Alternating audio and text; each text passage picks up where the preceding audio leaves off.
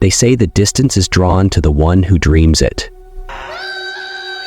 For as long as she could remember, Adora had been haunted by nightmares of a strange darkness.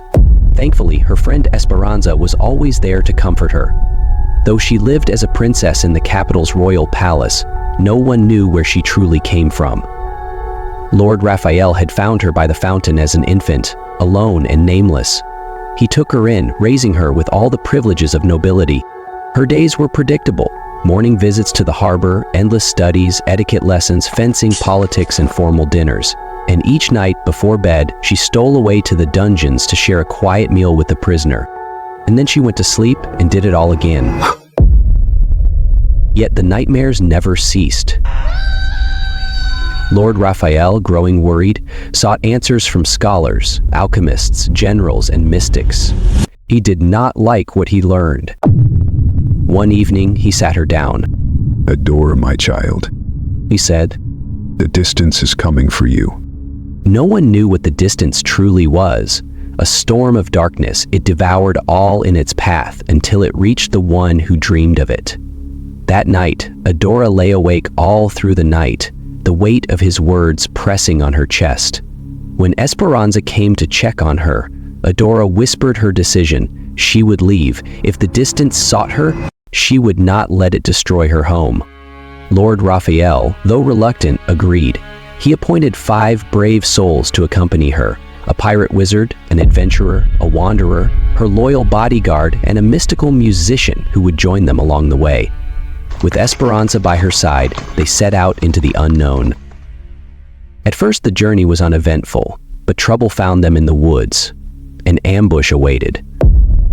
That's where they met him. The musician saved them, his enchanted strings freezing the attackers, but also their horses. Forced to continue on foot, he led them through a shortcut, only for them to find themselves trapped in a cave. Adora studied the ancient symbols lining the walls. They felt familiar. Pressing a stone tile, she instructed Esperanza to follow her lead while the others stood guard against bandits. As the final piece clicked into place, the ground beneath them collapsed, dropping them into an underground city glowing with ethereal light. They secured a boat and set sail on the underground river, only to be attacked by pirates.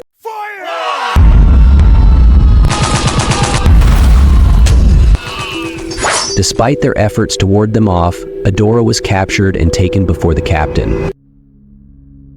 Though afraid, she stood her ground as he eyed her regal attire. "A princess," he mused. "You'll fetch a fine ransom." But thankfully, her bodyguard had snuck aboard the ship and appeared behind the captain with a knife. Adora tells the captain about her journey to the distance, which sparks some interest in him. He knew of it. "How old are you, child?" 9. She answered. And my name is Adora. 9, and this brave. I will take you as far as I can. True to his word, the captain released them deeper into the underground world, where they wandered through an ancient tomb. But something was wrong. They were going down instead of up. Then, voices whispered through the darkness. Rounding a corner, they froze. A procession of figures in white robes drifted silently through the corridor. The dead, their homeland destroyed by the distance.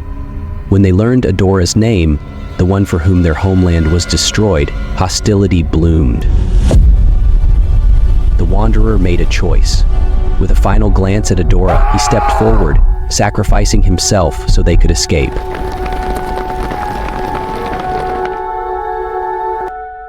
They emerged into a cavernous city surrounded by a lake of molten lava.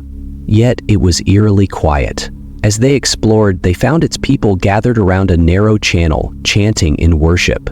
When Adora asked how to reach the surface, an old man shook his head. "There is no way out, dear girl. This city is for those who have lost their way and no longer wish to find it." A crushing hopelessness settled over her. That night, while the others slept, she crept to the channel and spoke to the god they worshipped, pouring out her fears and desperation. She didn't expect an answer. But then, the ground trembled. From the river of lava, a monstrous form erupted, rising toward the heavens. Clutching onto it for dear life, Adora and her friends ascended. They had escaped, but danger was never far. No sooner had they set foot on solid ground than another attack came.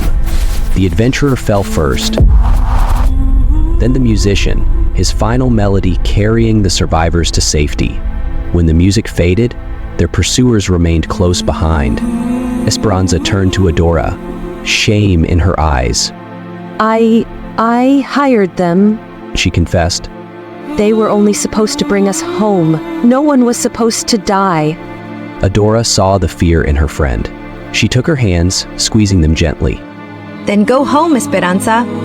Tears welled in Esperanza's eyes, but she obeyed, leaving with the pirate wizard. Now, only Adora and her bodyguard remained. They pressed on, but the enemy was closing in. With no other choice, her bodyguard made the final sacrifice, holding them off so Adora could reach her destiny. At last, she stood before the distance. The great storm of darkness loomed, swirling with the souls it had claimed. She had no illusions about survival. Adora bravely merged with it, unhappy that she'd never get to see her friends again. Autism can be stubborn. The therapies have been difficult, sometimes encouraging, sometimes brutal. But Adora seems to have snapped free from whatever was holding her back. But those easy smiles are gone. She's gotten serious. And we can't help but wonder if, wherever she was, whatever fantasy world she created for herself inside her head, what if she liked it better?